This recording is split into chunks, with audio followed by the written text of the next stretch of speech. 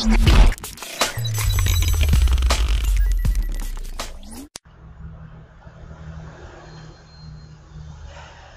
يرحم الهواري بومدين اللي حرر الصحراء الغربية، وإلا كانت بعدها مع فرنسا هلا.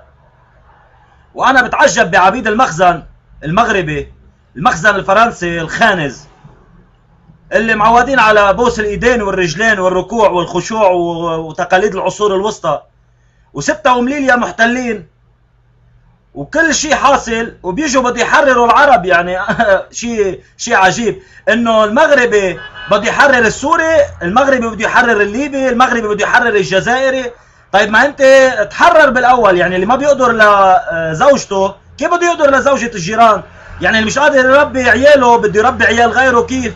يا اخي تحرروا انتم بالاول وكفى التحريض. انا كنت بصحات 20 فبراير وكنت شوفكم بس نحكي كلمة الحق تتهمونا دغري جزائري بوليزاريو. يعني هيدي هلوستكم. عدلو احسان جزائري بوليزاريو، شيوعيين، بنغلاديش، قطر، لبنان، سوريا، يعني اسبان، طليان، كل هيدي الفبركات. اذا انتم مش قادرين تتحرروا يعني ما تحلموا انكم تحرروا العالم. العبد يفك قيوده بالاول وينعتق العبد قبل ما يحرر الاخرين اللي هن اصلا احرار وبيعلموا العالم على الحريه.